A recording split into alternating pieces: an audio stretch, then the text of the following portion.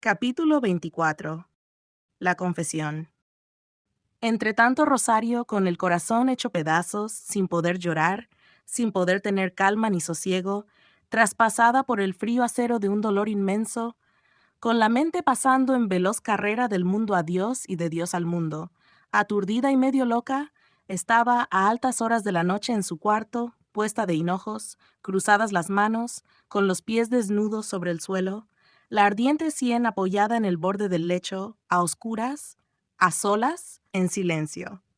Cuidaba de no hacer el menor ruido, para no llamar la atención de su mamá, que dormía o aparentaba dormir en la habitación inmediata.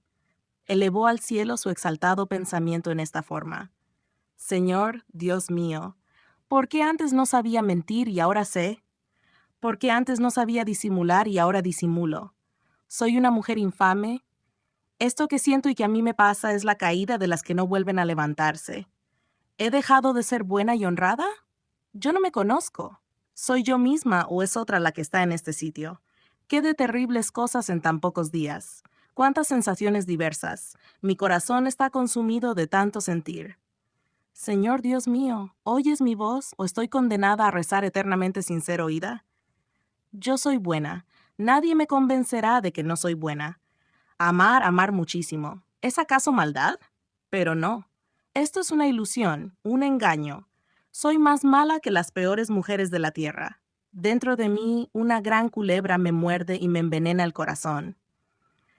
¿Qué es esto que siento? ¿Por qué no me matas, Dios mío? ¿Por qué no me hundes para siempre en el infierno? Es espantoso, pero lo confieso. Lo confieso a solas a Dios, que me oye, y lo confesaré ante el sacerdote.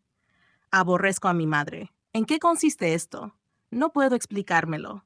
Él no me ha dicho una palabra en contra de mi madre. Yo no sé cómo ha venido esto. ¡Qué mala soy!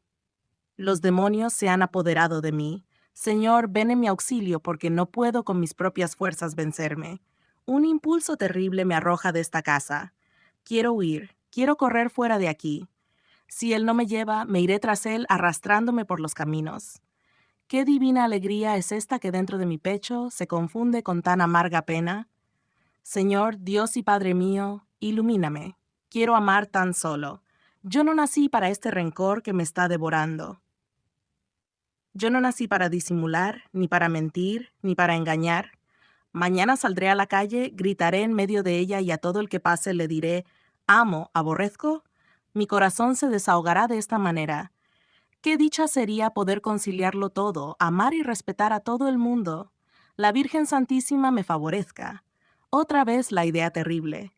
No lo quiero pensar y lo pienso. No lo quiero sentir y lo siento. Ah, no puedo engañarme sobre este particular.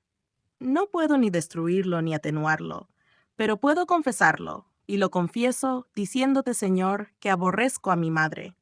Al fin se aletargó. En su inseguro sueño, la imaginación le reproducía todo lo que había hecho aquella noche, desfigurándolo sin alterarlo en su esencia. Oía el reloj de la catedral dando las 9. Veía con júbilo a la criada anciana durmiendo con beatífico sueño, y salía del cuarto muy despacito para no hacer ruido. Bajaba la escalera tan suavemente que no movía un pie hasta no estar segura de poder evitar el más ligero ruido. Salí a la huerta, dando una vuelta por el cuarto de las criadas y la cocina. En la huerta deteníase un momento para mirar al cielo, que estaba tachonado de estrellas. El viento callaba. Ningún ruido interrumpía el hondo sosiego de la noche. Parecía existir en ella una atención fija y silenciosa, propia de ojos que miran sin pestañear y oídos que acechan en la expectativa de un gran suceso.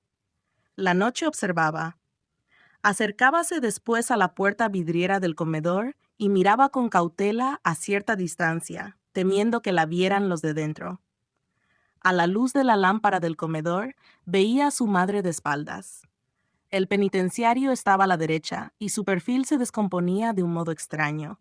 Crecíale la nariz, asemejándose al pico de un ave inverosímil, y toda su figura se tornaba en una recortada sombra negra y espesa, con ángulos aquí y allí, irrisoria, escueta y delgada. Enfrente estaba Caballuco, más semejante a un dragón que a un hombre. Rosario veía sus ojos verdes, como dos grandes linternas de convexos cristales. Aquel fulgor y la imponente figura del animal le infundían miedo.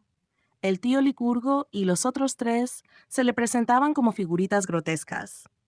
Ella había visto en alguna parte, sin duda en los muñecos de barro de las ferias, aquel reír estúpido, aquellos semblantes toscos y aquel mirar lelo. El dragón agitaba sus brazos, que en vez de accionar, daban vueltas como aspas de molino, y revolvía los globos verdes tan semejantes a los fanales de una farmacia, de un lado para otro.